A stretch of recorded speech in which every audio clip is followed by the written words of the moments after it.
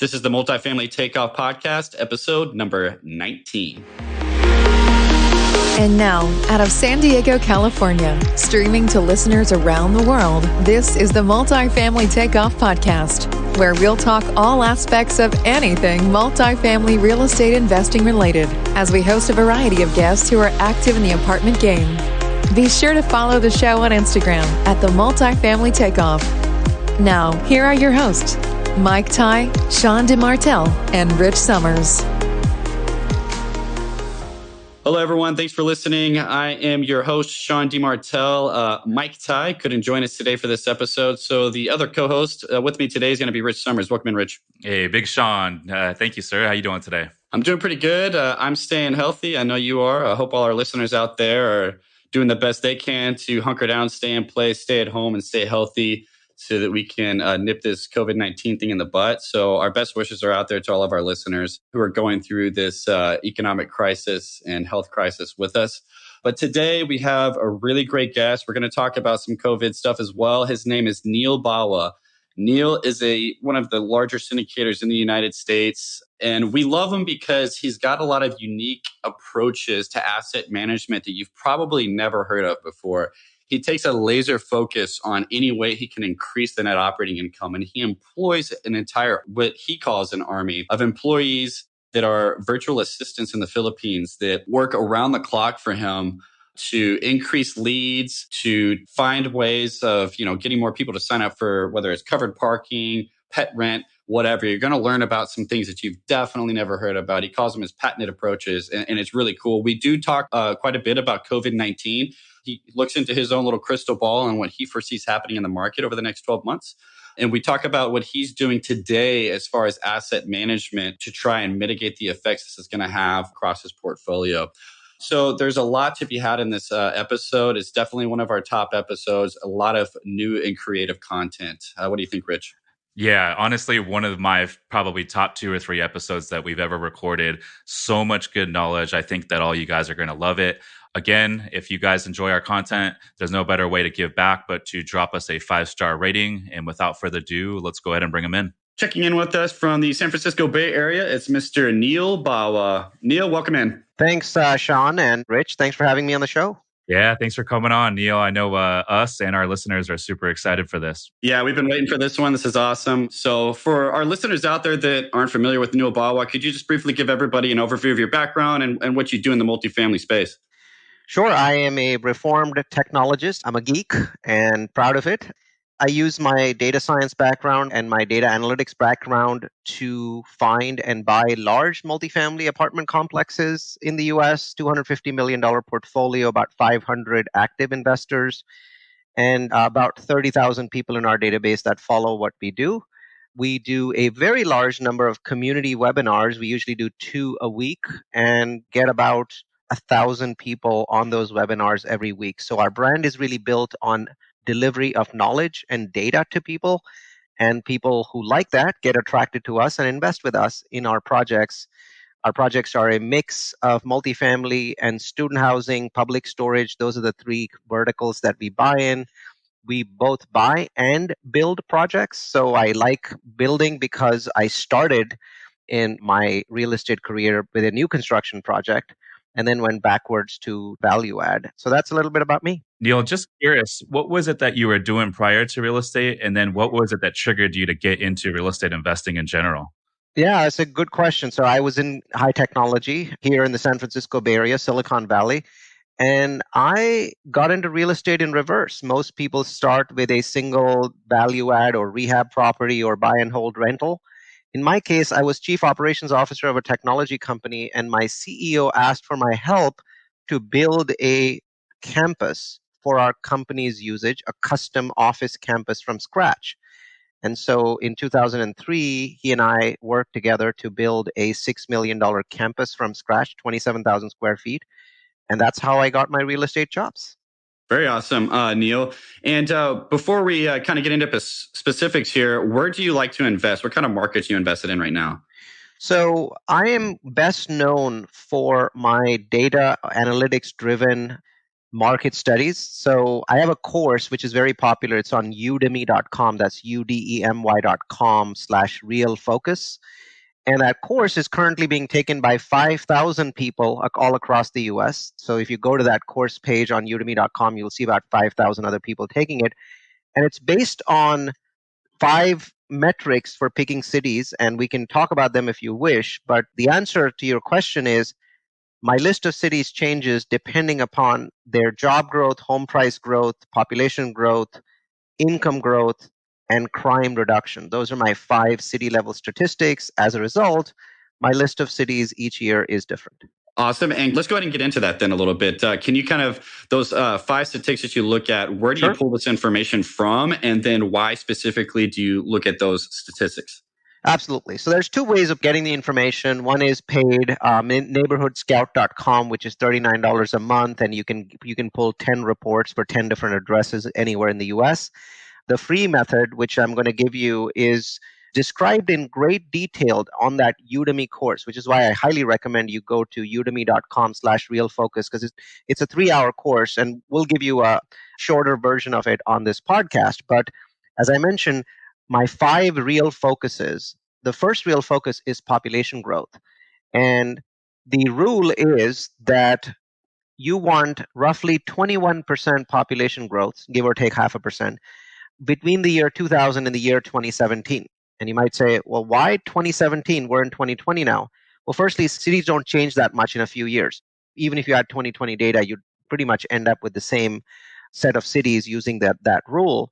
So 21.5%. And where do you find the information? Very simple. Type in the name of your city followed by population into Google, and Google will give you a graph. That graph will show you that the 2000 number and the 2017 number, those 2 numbers, if the difference between them is more than 21.5%, that's a very strong city to invest in. If you go to my Udemy course, there's an Excel spreadsheet that allows you to just take the 2 numbers and plug them in, and the spreadsheet gives you a thumbs up or thumbs down, depending upon whether the gap is more than 21.5% or not. Population growth is the biggest driver of real estate profits. And the reason for that is now there's more people competing for the same real estate, for the same amount of land. And nothing works as well as that. In case of rent growth, in terms of appreciation, population growth is very powerful. So, Neal, to piggyback off of the population growth, you got your employment growth as well, which is another important factor. And we like to use Neighborhood Scout as well. But I wanted to ask you, out of all those other indicators, the key indicators that you just mentioned, what are the top 2 or 3 that you like to look at outside of population growth?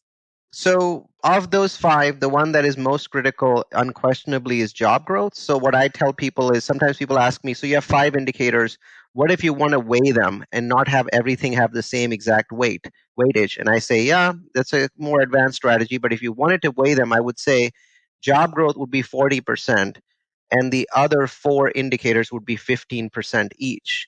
Right? So population growth being 15%, home price growth 15%, income growth 15%, crime reduction 15%, and job growth would be 40%.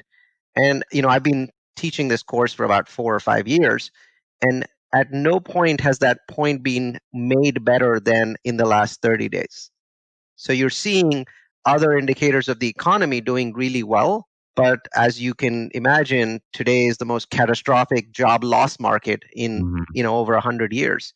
And so you can see the impact that it is having on real estate immediately. So, in my mind, job growth is the Uber factor.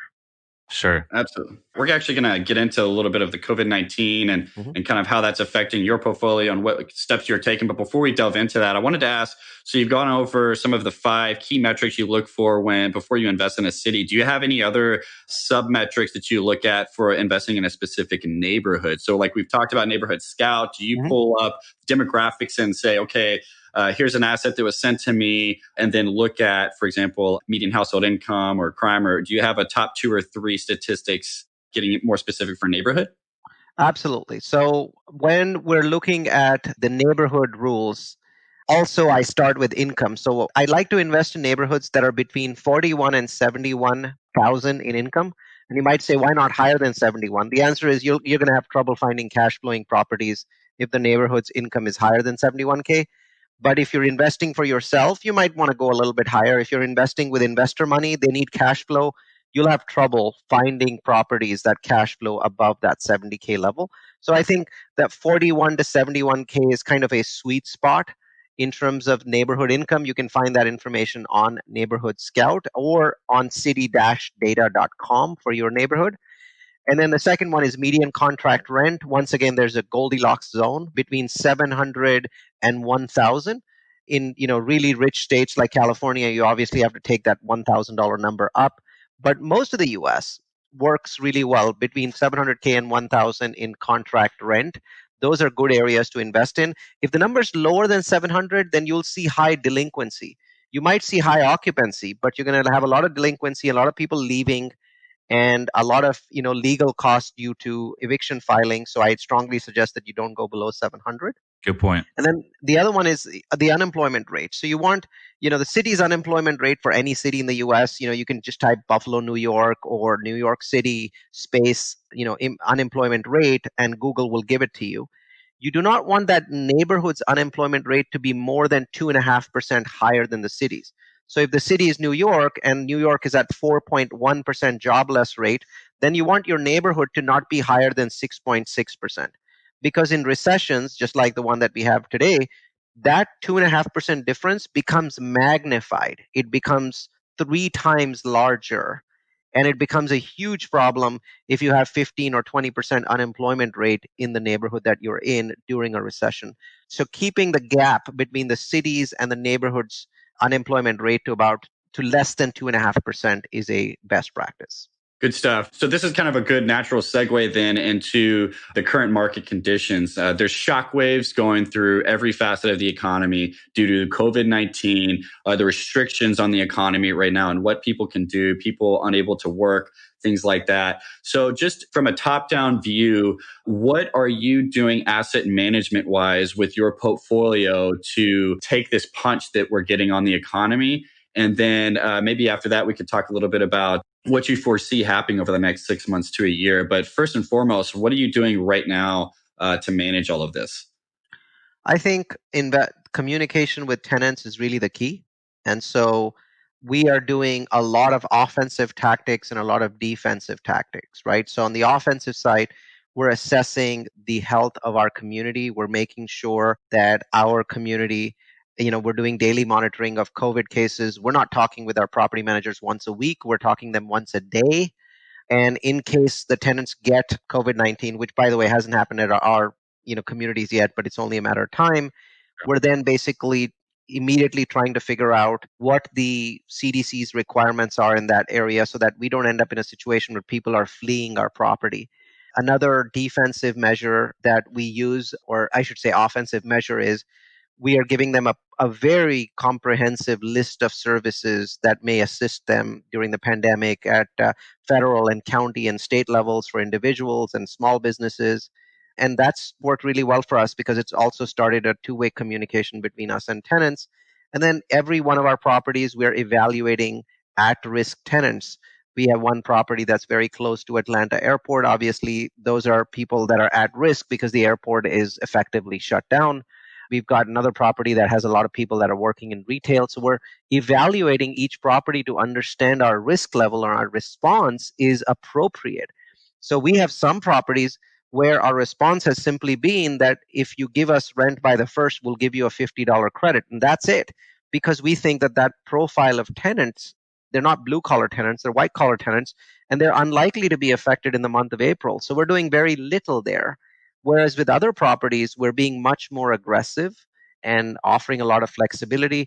We're being very focused on leasing right now, and we've actually had a surprising amount of luck in lease up using electronic methods. We're using a lot of video, we're using a lot of pictures to lease up our properties, and we've had a lot of luck. Our occupancy has actually increased by about 2% on average across our portfolio, or 1.5% in the last 2 weeks, which is great because you want to go into this crisis with the highest possible physical occupancy that you can imagine. Of course, people might tell me and say, no, Neal, those people just want to come in and pay you rent for a month and then not pay rent for a few months. And if that's the case, fine. But we made sure that we were taking quality tenants with quality backgrounds in. And so if it ends up being that they want to be squatters, then fine, so be it. So we're doing a lot of online leasing initiatives, which we don't see a lot of other companies doing that aggressively. And then we are talking with our lenders. We know exactly what's happening with the lenders. We know what all of our options are. We have three different options that we can go after. There's small business loans that we can trigger. There's this $10,000 grant that we can go after. There's the forbearance from our lenders, Fannie Mae and Freddie Mac. And then there's another loan option that we have besides the $10,000 grant. So we're looking at every one of those options. Keep in mind also that if we can show that we've been hurt, our payroll can be paid by the government, right? So there's money for that. And so we're preparing to make sure that our staff at the various properties, we are able to bill their cost back to the government as part of the bailout bill.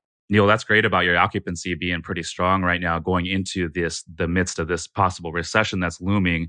A lot of operators that we talk to are going flat to negative with lease renewals, and some are giving a lot of concessions away for a lot of their new lease ups. For the operators out there that maybe are in the middle of a lease up phase, or maybe they just recently renovated a bunch of units that they're trying to lease up, what kind of techniques or tips would you provide to those individuals? Well, firstly, I would say it's a little bit too soon for you to be doing concessions. You're really hurting yourself because these tenants are all talking to each other. To do concessions when the industry hasn't been hurt yet. Obviously, today is the 31st of March, so we'll know more about this tomorrow. My feedback is one size doesn't fit all because every property, you're in a different situation. So, what we've been doing is looking at our properties to see how much cash do we have at each property, right? Some of our properties can survive without any rents for a year. Some of the others can survive for less than 6 months without rent.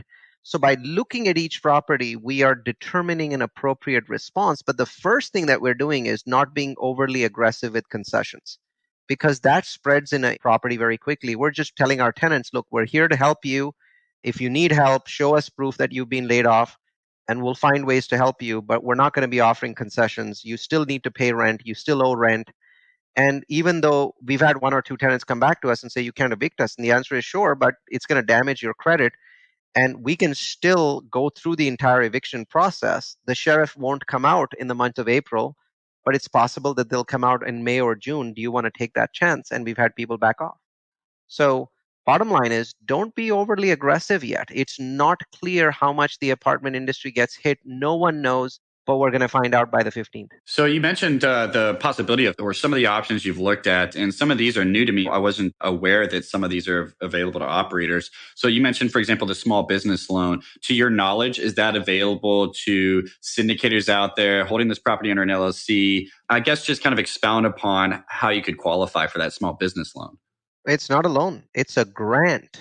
It's Oh, money okay. you don't need to pay back. It's $10,000.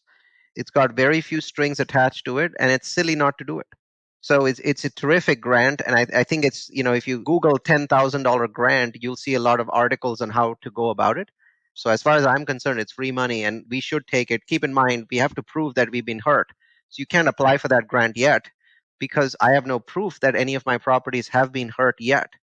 But by April 15th, if I pull my rent roll for March 15th and I look at how much money has been paid, and then I pull it for April 15th, and if there's a difference, there's a gap, then I can prove that I've been hurt so I can qualify for that grant. So that's a grant. That's a big one. I mean, grant equals free money. Sure. And curious, Neal, what are you seeing out there in the lending side? I know we've been encouraging a lot of individuals, whether it's residential or a commercial mortgage that they hold, to go out there and talk to their lenders early and often and take advantage of any of these mortgage deferral programs that are available. What are you seeing on your end in terms of the lenders that you're speaking to? And how in depth are they going in terms of asking you for proof of financials and that sort of thing? So that depends on the type of lender. There's Fannie, there's Freddie, and then there's everybody else. So for the loans that we have, where we have individual banks that have loaned us money and they're not basically just brokering Fannie and Freddie loans, everybody's different, but those guys are pretty quick. I mean, they've just sent us, okay, here's our list of stuff. If you want to apply, go ahead. So, when it's not a Fannie or Freddie loan, it's all over the place, but generally they seem to be more flexible and they can get you onto forbearance fairly quickly. So you stop paying your mortgage. With Fannie and Freddie, their guidelines are very close to each other. And what they're saying is, we'll give you 90 days of forbearance, but you have to first prove it. And I think nobody knows because nobody has yet received Fannie and Freddie forbearance yet. And most apartment loans tend to be, bigger properties tend to be either Fannie or Freddie loans. So nobody loans yet because they haven't yet approved anybody. Because what they're saying is, you have to first prove it to us, and no one can really prove it until April 1st. Very true. So what will happen is, over the next week or two, we'll have a lot of information coming in anecdotally from our lenders and from our brokers on what that process is and whether they will allow us to do forbearance in April or whether they will force us to wait until May. Very true. You already talked about how, you've mentioned several times, we just simply don't know because we're waiting for April 1st to roll around and kind of see what the effect on the industry is going to be. But if you had a crystal ball, just looking forward into the next 6 months to a year, what do you foresee happening in the industry or in the market in general? Is this ripple effect going to last for the next year plus? Are you anticipating cap rates decompressing? What are your thoughts? So I do see cap rates decompressing. I do not at this point. I believe that, and I don't know if you guys have attended them, but I've been doing coronavirus webinars, and I'm very confident that not just the United States, but pretty much all of the Western world is on the right path. If we call this the hammer, it is working. We are hammering the virus down. I see the daily growth rates decline in the US and in all of the countries that I'm tracking: France, Germany, Italy, UK, all seeing daily growth rates decline every single day. So we're on a great path here with regards to the virus itself. I think by the end of April, mid-May, we should be in a good place where we can, consider opening up our economy from some restrictions so that we don't get too much of a spread once we reopen the economy. I think we're going to figure that out. I have a high level of confidence. What I feel, though, is that the damage that we've done to the economy worldwide, not just in the US, some of it is irreversible. I'm looking at oil markets and they're getting slaughtered, right? So they're talking about oil falling to $10 a barrel simply because every oil tanker in the world, people are paying 2 times, 3 times what they were before because they need some place to store oil. So those markets, once they get hurt, it's very difficult for them to rebound in the short term.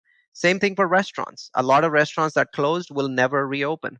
So I think a lot of the damage is more extensive than people realize. So I'm very bullish that the virus's lockdown period will be shorter than most people believe. But I'm very bearish that the US and the world economy will bounce back in the next few weeks after that, simply because there's too much damage that is being done by this thing for it there to be an immediate bounce back, which is why I think that cap rates will decompress. Not in Q2, because how can cap rates decompress when there's no way to do transactions? Right now, you can't transact anything because you can't even do due diligence. Lenders are so slow. The credit markets are more or less frozen. So I really don't see cap rates decompressing in Q2, but I see them decompressing in Q3, possibly Q4, before they stabilize maybe at the end of the year. So there's going to be a lot of damage in Q3 and Q4. I think people are overly bullish that, this is like a category 5 storm. Once the storm is gone, 5 days later, the business is, back to usual. No, I see a massive amount of underlying damage to the world economy. Neal, I want to talk about buying opportunities out there in the marketplace when we come out of this. Never before have the 3 immutable laws of real estate investing been more important than today. Buy for cash flow, secure long-term debt, and have plenty of cash reserves. We know there's been a lot of operators out there in the last couple of years that have been getting into skinny deals, deals that barely penciled out on paper. And we believe that as an outcome of this recession or this environment that we're in today, a lot of those operators are going to have a challenging time hitting pro forma. Do you believe that ultimately this is going to lead to some of these deals going back to the bank and many deals to be had in the marketplace come, Q3 or 4 of this year? Yes, but not as many as you think. A lot of these operators, yes, the deals were very skinny. They paid up a lot. We paid up a lot. So, it's everybody that was in that marketplace that did. I think that some of them are well capitalized. I don't think that they're going to give up and let the deals go back to the bank just because of a short term blip. I do very strongly feel that we're going to get rents back in line by July. So I don't see a lot of properties going under just because of rent. I think that the properties that will go under are the ones that were mismanaged before March. So in Jan and Feb, they're already mismanaged, they're already in trouble, and then coronavirus makes everything worse. And then by the time rents come back in June or July most likely, they've lost so much money that they're close to defaulting. And those are the properties that slide into default. But don't expect to see large scale defaults unless the credit markets freeze up. They are frozen for the moment, but I do expect them to unfreeze over the next month or two. I mean, right now, just everything's just frozen. You really can't get a substantial sized loan today if you wanted to. Sure, that's interesting.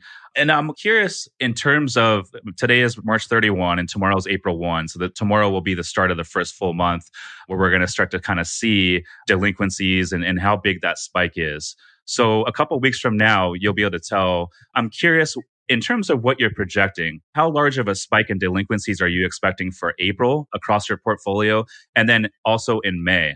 So April, we're projecting 20 to 30%. In May, we're projecting 30 to 50%.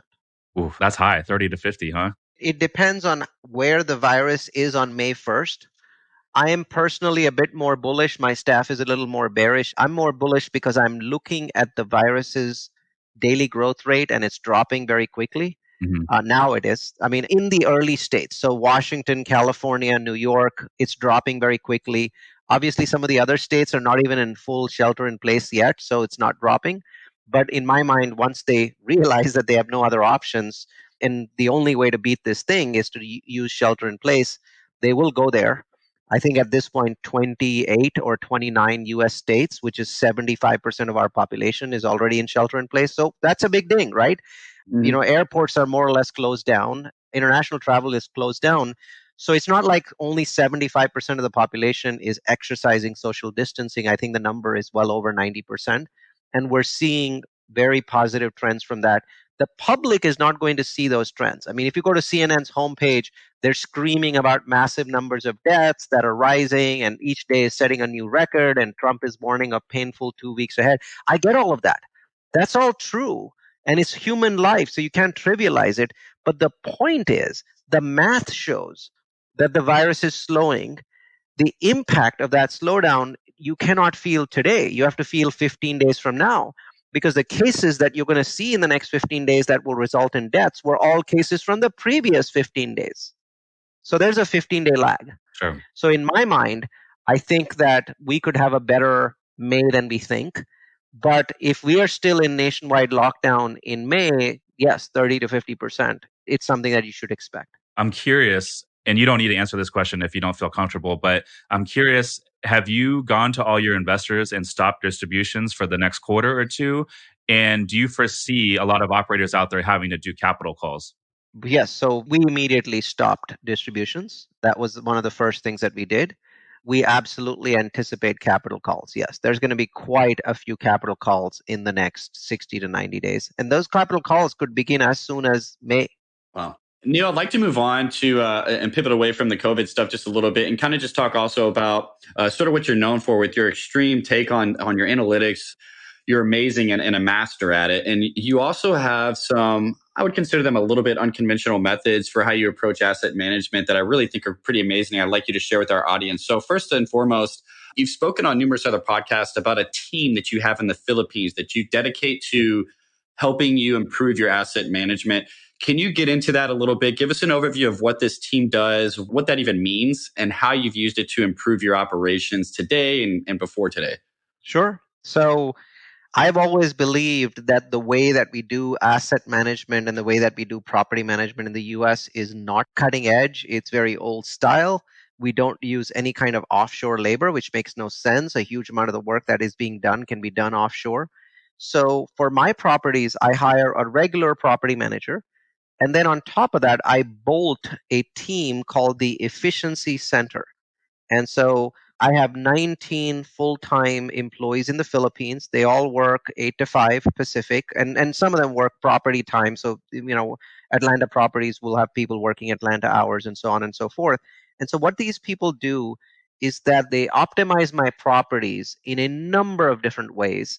The two biggest ones that appear to be a universal to all of my properties are they generate a massive number of tenant leads. And remember, I'm bolting them on top of an existing property manager. So I'm not replacing a PM, and I have no intentions of ever being a property manager. So what this team is doing is they're going out and promoting the property at 40 or 50 different websites. We've got a number of very unique techniques to increase the lead flow vastly beyond what any other property in the US gets. So they generate about 20,000 tenant leads a year. And then the second component is a call center, and it's open 13 hours a day from 7 a.m. to 8 p.m. Eastern. And that call center then processes those 20,000 leads in real time within 5 minutes or less of those leads coming in. Internet leads are crap if you don't process them immediately because people are filling out forms at, like for 10 different companies. And so the first one to reach the person always gets the appointment. So we have a 5-minute rule during a workday where lead comes in, we process it immediately, and we schedule the appointment into the property management software, which is usually Appfolio or Yardi. And then one day before the appointment, we remind them. 1 hour before the appointment, we send them a text message. And if they don't show up, then we take that lead back and reschedule it. If they do show up, then the property management takes it from there. So that is, we call it mega leasing and mega marketing. So full-time employees, a call center that we own ourselves. So it's not a third-party call center. All of them are our own employees. We know that it works. I mean, our properties have very high occupancy rates, both physical and economic, compared to our competitors. It's a unique service. I know a lot of people think it's too much. It's not true asset management. As far as I'm concerned, maybe they haven't seen my profit checks. What you're saying is really resonating with me right now, Neal, because all of the points you were making as you went across all of these, it just made me think of us on our own property. Because, I mean, when it comes to property management, you're paying them that fee. When it comes to the marketing and the generation of leads, I mean, I don't want to say they're necessarily doing the bare minimum, but they're going to, input the property's information on some software that's then going to push it out to Zillow, apartments.com, all that kind of stuff. And that's usually, the extent of their online marketing. And when it comes to some of the other more powerful ways of marketing that we realize, for example, Facebook Marketplace and Facebook ads, we've realized an enormous amount of attention. A lot of people are spending a lot of time on Facebook. But if our property manager makes the Facebook Marketplace ad for us, they're also not going to sit there on Facebook Messenger all day and respond to dozens of leads, then messaging them like, hey, is this still available? Can I schedule a viewing? Yeah, and it's a very powerful mechanism, right? So Facebook Marketplace gives us a huge amount of leads, but Facebook Marketplace is a conversational methodology. You cannot simply put out your property there because 99% of the people say the same thing. Hey, is this still available? I don't know why people say that, but that's what they do. And then you have to have a conversation with them. And the ones that we turn into leads are the ones that a human being is actually going back and answering their questions and then scheduling an appointment. You can't just say, well, we'll answer your questions, please schedule an appointment. That never works on Facebook. So having a person whose job it is to chat with people all day for 10 different properties is very powerful. So the reason why we find that it's very powerful is because we are able to have the same person do it across properties. I'm not sure if it would be cost effective to do it for one property or two. Yeah, exactly. I think that human interaction and that level of attention that's needed is just something that you're not usually going to get out of property managers. So we've kind of taken this on ourselves just because, we haven't yet done, reached out to get like a virtual assistant to take over this for us. But we've noticed a doubling in our leads in just a matter of 1 week. And in addition to that, we've implemented some other tactics of, putting a new ad on Craigslist every hour or 2 hours and just keeping that fresh on the front page. But a lot of these things you're just not going to get out of a property manager. So I could see how when you've got your army working for you, they're just providing that extra level of work that you're not going to find elsewhere. And I can totally see how you're just going to be generating an insane amount of leads based off of that. In the end, it comes down to leases. So we do a monthly meeting. It was right before this podcast. So the hour before this podcast was me sitting down property by property, going through the efficiency center tracker and getting confirmations by looking at the rent roll of the property and matching that up with the incoming lead. So we can say, this many leases were signed because of the efficiency center. This many leases were signed because of the property manager. And many of the properties, we're at 50% of that number. I mean, 50% is such a colossal number you truly understand it's the difference between being at 92% occupied and being at 97 or 98. Absolutely. Neal, what are some other ways that you improve efficiency with this team? I've heard you mention before things like improving the efficiency of signing people for covered parking. I've heard of improving the efficiency of finding tenants that have pets that aren't necessarily paying for them. Can you get into some of those or any other ways that you have them working for you? Sure. Well, one of the patented methods that I invented that's very powerful is that we will install cameras, 4K if possible, if not possible, 1080p cameras. And the cameras are not pointing to the parking lots, they're pointing to the staircase. And so what happens is that these are motion capture cameras, and we give the login to a person in the Philippines, and we basically tell them, keep looking at the picture for days on end until you see a person with a pet. And if you see a person with a pet, let's say they've got a cat or a dog, watch them go up the staircase, watch them walk the hallway until they reach a unit. And then here's a 2D floor plan. Try and figure out which unit number it is. And once you figure out the unit number, take a blurry cam picture on the screen of that person with their dog, and the best lit picture you can find, and send it with a unit number to the property manager. The property manager, of course, will immediately email it to the tenant and say, hey, clearly you have this beautiful fluffy cat, and but you're not paying pet rent. And my team only sends it to the property manager if and only if they go into AppFolio and they don't find a pet rent line. If they find a pet rent line, they ignore it. If they don't find it, they send it, and then the property manager basically talks to the tenant and says, hey, clearly you haven't been paying. According to my lease, I could charge you pet rent for every single month of your lease, but I'm going to be nice to you if you come into the property today, come into the leasing office today, pay the one-time fee, and I'll add the monthly fee from this month onwards. And everybody does it because they're caught on camera. So, I mean, it's a very inexpensive process. It costs about 10 hours, at $5 an hour on a monthly basis, but you catch tons and tons of people with pets. So it's a very extraordinarily profitable. How many people have you caught, like just as like a case study? I mean, have you caught a significant amount of people that were not telling you that they had pets, but you were able to get them on the pet rent? I'm going to get in trouble if I say that, so I'm just going to say it's more substantial than you might think.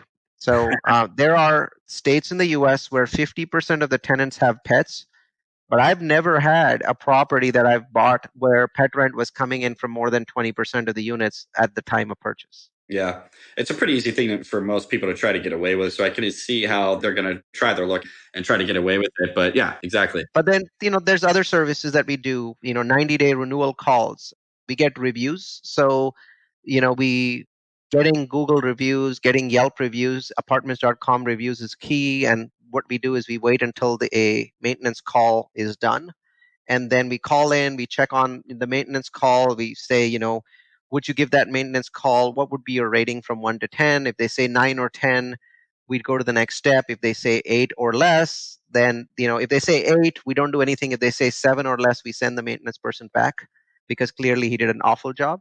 And if they say 9 or 10, then we say, hey, in a minute, you'll see a text message on your phone with a link. If you have a few minutes, could you please write us a review? So in one part of the year, that goes to Google. Another part of the year, it goes to Yelp. Another part of the year, it goes to apartments.com. Mhm. So that way we try and get reviews on all of these key sites. And it's very hard work because you have to, send 20 or 30 of those links to get one review. For sure. Another one of your patented methods that I've heard you talk about before that I thought was amazing was how you employ your army to improve your efficiency of getting people to sign up for those parking spaces that are covered. Can you tell our listeners about how you do that? It's pretty cool. Sure. So the parking spaces, you shouldn't waste your time calling people every day of the year. So bottom line is have a person that is looking at the temperature at the property. Only call on days that are very hot or days that are extremely cold and have snow, because you're much more likely to sell your parking product on extremely hot days or on extremely cold and snowy days. Those are the days that everyone wishes they had a covered parking spot. So those are the days that we call, and we get a significant conversion on those days. So every day in the morning, they just spend a minute checking the temperature and deciding which property they're going to call on that particular day. People forget this. They forget that if you just call them and it's not super hot that day, they're not going to buy a covered parking spot because their car isn't baking at 100 degrees. So a lot of it is about systems and processes, not people in the Philippines. You just have to do things when they have the greatest return. And what we found is nothing sells covered parking like a 110-degree day. Yeah, that is really, really good advice right there, Neil. I wanted to ask you, out of all the platforms that are out there in terms of marketing, renovated units or any vacant units, you have Zillow, HotPads, Trulia, you got your apartments.com, you got Facebook Marketplace. Which one is your go-to and why? I'd say Facebook Marketplace and RentLinks are kind of my two go-tos simply because they give us unique leads that we can't get easily on the others. Zillow and apartments.com are beginning to become more and more expensive over time, and so it's a challenge. I mean, 5 years ago when I started doing all this stuff, every platform was free, even RentLinks was free. I wouldn't be surprised that we end up paying something for Facebook Marketplace in the future. So, RentLinks and Facebook Marketplace are pretty awesome. Are there any other methods that we haven't talked about that you like to use your army to improve efficiency? Because I just think that most of the stuff that they're doing is amazing. Is there anything else that's kind of unique that you have them do? Delinquency management, making phone calls on the 6th, 7th, and then 12th and 13th, actual physical calls where a person is calling is a huge amount of pressure. We've had properties where the tenants come into the clubhouse and say, "Here's my money. Please don't have that Filipino lady, the nice lady, call me again." I like So, that. so it works, right? I mean, delinquency management is really key. Yeah, absolutely. So, as far as like how you developed this army, I mean, for those out there that aren't using any virtual assistants at all, or they're hearing you say this right now and they're like, "Oh my God, I got to build an army right now," like Neil. How do they go about doing that? I mean, what services do you use? I mean, how do you get this many people in the Philippines to work for you? That is a very long answer. So the short version of that answer is Google Neal Bawa Virtual Assistant Podcast. And I've done podcasts where I've spent an hour explaining where to hire them, how much to pay them, how to train them, how to create accountability. So I've done long, hour-long podcasts on that topic because it's really not something that's trivial. If you just go run off to Upwork.com and hire somebody, you're going to fall flat on your face, I guarantee it. Because I felt flat on my face the first 3 or 4 attempts. I had to build a lot of efficiencies into the system to make it work. Okay, very interesting. Neil, I wanted to pivot a little bit now and just kind of jump into some demographic trends and how it pertains to supply demand factors moving forward. Do you, first of all, feel like this environment that we're in today, regardless if it lasts another month and we come back and pop back really quickly, or if it lasts and drags on a little bit further and does more damage than a lot of people are anticipating, do you feel like it's going to cause a pullback in new supply in the coming years? And then number two, where do you see multifamily demand in general going over the next 10 to 15 years? I think that there is no doubt in my mind that multifamily is a privileged asset class. And the best way that I can prove that is this. It's been proven that after food, shelter is the second thing that people will put money in their pocket for. Of course, these days it's more food than Netflix than shelter. So I'm glad Netflix is only $10 a month. But what is happening is that today, the cash money that the government is providing from the coronavirus fund is actually going into our pockets. And, that's not happening for hotels. That's not happening for retail. The money that is coming to those tenants is not going to their local restaurant. It is going to pay rent. Nothing proves that multifamily is a privileged asset class than the whole coronavirus debacle. So I'm Mm, very bullish on it. And I think that the market is beginning to realize that want based areas such as retail, such as hotels, don't deserve to be anywhere near the cap rate of need based assets such as multifamily. sure. So my belief is one of the key benefits, long-term benefits that we get from this debacle is that we get to see lower cap rates on multifamily. Do we get to see them this year? No. Do we get to see them next year? No. But I think over time, once the market heals, you can expect to see even lower cap rates on the multifamily asset class. And it deserves it because it's a need-based asset.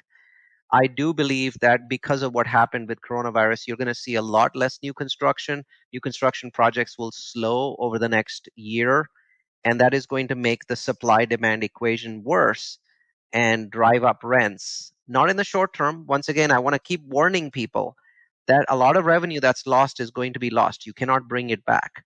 So in the short term, everything is going to be cheaper. I expect that even multifamily is going to have some cap rate decompression happen, which means, cap rates will go up a little bit, which means prices will go down. We're not going to be doing a lot of transactions in the second half of the year for multifamily, but there's going to be some where there will be discounts. I'm pretty sure of that. But in the long run, once the market is healthy again, I believe that multifamily is going to do really, really well. So that's really good. Now, what are your thoughts in terms of capital and access to capital, whether it's on the lending side or securing private capital, such as investors? Do you feel like that's going to be a little bit more challenging to come by because of what we're in today? Investor capital is definitely far more challenging to come by, but I think that if the stock market went back up, let's say 3 months, 4 months from now, I think that the investor money will become available again. Lending capital will take a lot more time to come back. There's a lot of overly bullish people saying, oh, yeah, the moment the country reopens, the lending capital will come back. And the answer is no, because everyone's rent rolls will have been damaged. There will have been more debt added in. I don't think the lenders are going to, loosen things up very quickly. I mean, Fannie Mae is now requiring 12 months worth of mortgage payments and taxes as impounds.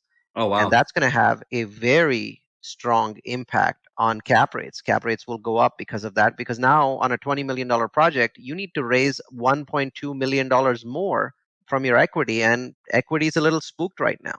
So it's going to be really difficult to do a lot of transactions in Q2 and Q3. So I don't expect the price to go down a lot, but I expect the transaction volume to decline a great deal because of what the lenders are doing. Mhm. Okay, got it. So your terms that the lender provides you might be a little bit less of an LTV, a little bit less leverage. You're going to have to come in with more money down possibly and more in reserves. So it sounds like there might be a trickle down effect, and eventually that's going to bring some sale prices down as well. Do you agree? That's my belief, that there's a strong trickle down effect.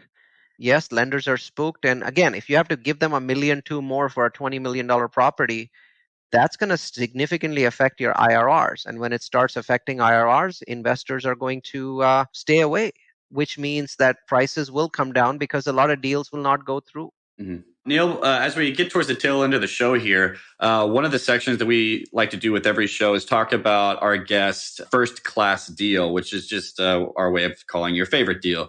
Would you like to talk about your favorite deal that you've ever done in your career as a multifamily investor? If so, what is this deal? How many units? And can you just give us some general information about it? Sure. It's a Class B property called Park Canyon. It is in Dalton, Georgia. Dalton does really well on our numbers, and nobody knows where the heck Dalton, Georgia is. It's actually, it serves the Chattanooga, Tennessee market, even though it's in Georgia. So this is a Class B property. We loved it. We bought it from the Coca-Cola family who had held it for 30 straight years. So it was built in 1989. Wow. Property was in phenomenal shape. Most of the staff had worked there for more than 20 years. So we've had no maintenance issues with this particular property, and we've had no delinquency. So this month is our 15th month of ownership, and we finally had $750 worth of delinquency. The previous 14 months, the delinquency of this property was zero, not zero on a monthly basis, zero over 14 straight months. So who Wow. doesn't like a property Wow. like that? So we're very significantly ahead on our distribution schedule. The biggest advantage of this property was because it did so well, I was able to do something that is extraordinarily rare. So there were 20 units that were burned down at this property in a corner somewhere. And the Coca-Cola people knew about it, but they didn't really charge us for it. So we ended up getting basically those 20 burned units for free. And the reason they didn't charge us is because the bank that we took the loan over from them, that bank was opposed to doing a supplemental loan until the construction was done. So the bank didn't want to add a supplemental until after we built them for free. Mhm. We built them. And so building 20 units, if you're doing it without any kind of lending, you need $2 million in cash. But because the property was doing so well, I was able to convince my investors who had already invested in the property to give me $2 million, but not give it to me as equity. Because if they gave it to me as equity, that would dilute the whole project. They Mhm. gave it to me as short term equity, which is like a loan. So I'm paying them 1% interest on it per month, so 12% a year. And when the property is built and I refinance, I just pay that money back to them. So they end up making 1% a month, but they also end up getting those 20 units. I was able to convince the city to build 29 very large units instead of Wow. 20 and reuse the foundation that was already there.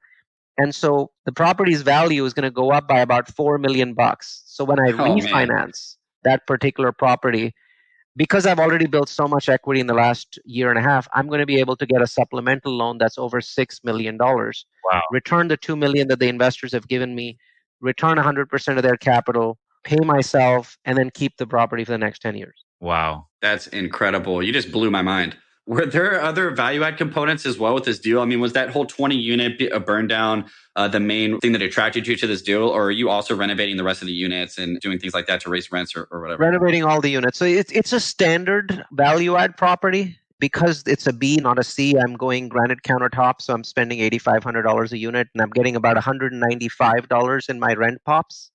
So yeah, it was a standard value add property, but what made it a superstar property was the 20 units that I was able to convert. I built 29 units. They're almost built. They're in construction. I built 29 units plus 20 storage units. So 20 storage units and 29 full-size units. And I've also had a little bit of luck. The state of Georgia considers construction to be essential, so my construction has not been affected at all by the coronavirus. So the foundation is already poured and the superstructure is now coming up. The weather's been kind to us as well.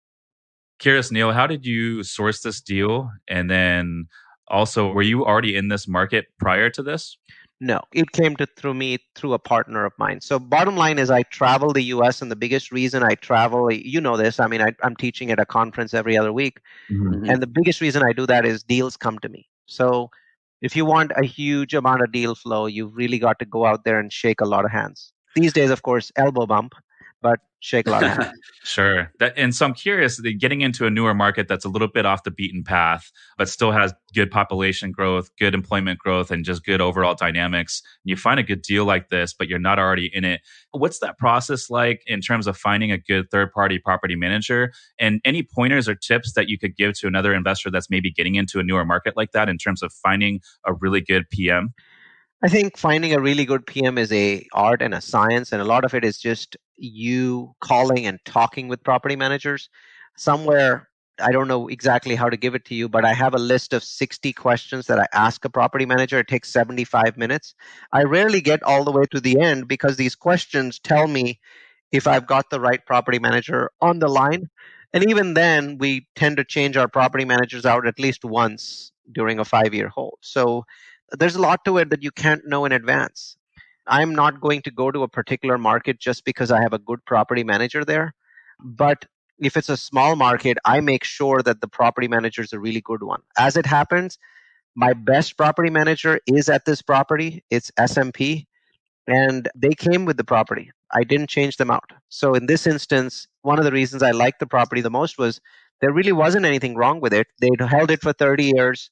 The reason they were selling it is because they were done with the depreciation. It didn't make sense for them to keep holding. Neal, do you have many other properties that are in like these secondary or tertiary markets, smaller markets throughout the United States? Because I mean, like even for our property, we avoided some of the major markets just because they were so competitive at the peak of the market just to over throughout 2019.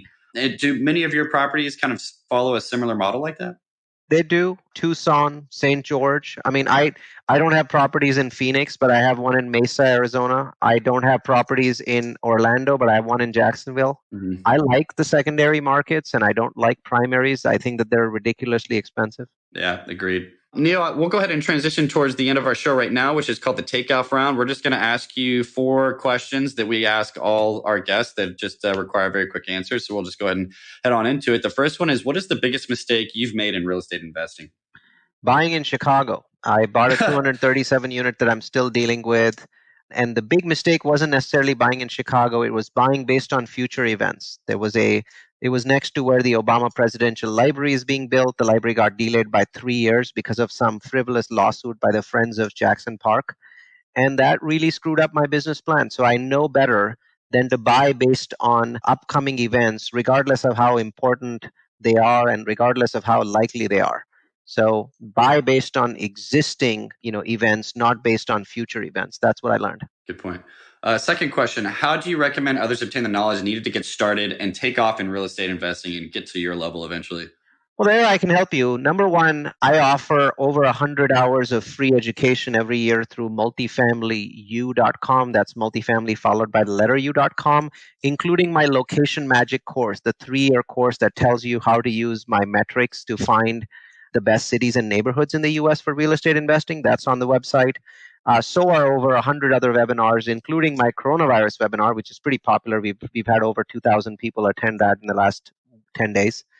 And also, I teach a multifamily boot camp. And in the boot camp, which is 3 straight days, 10 hours a day, no pitch, no sales pitch, no upgrade, nobody selling anything, you get to see my business in real time. So there's about 60 demos that last over 10 hours of how I run my business. And it's up on the screen in front of you with us having a discussion about everything that we're doing.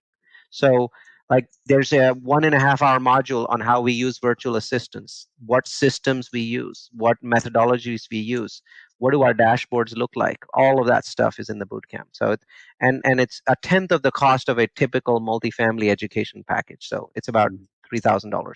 Right now we're teaching it as an e-bootcamp, but it's usually held in a major city in the US. If you could go back and tell your 25-year-old self one piece of advice, what would that be?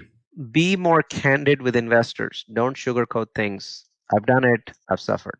Final question. How can Multifamily Takeoff listeners get in touch with you? The best way is multifamilyu.com. If you want to send me an email, it's NEAL, and not NEIL, but NEAL at multifamilyu.com. Or contact me through my Facebook group. It's a phenomenal group with about 7,000 people. It's called Magic of Multifamily. Thank you so much, Neal. This was an absolutely phenomenal podcast. You provided an incredible amount of good content for our listeners. We really appreciate it. And once we go offline here, hang tight for just a minute. But thanks again for coming. Yeah, thanks again, Neal. This has been amazing. Thanks, guys. Thank you for listening to the Multifamily Takeoff podcast. For more information regarding anything multifamily real estate investing related, or if you are interested in passively investing with us, visit themultifamilytakeoff.com and follow the show on Instagram at The Multifamily Takeoff. See you next week.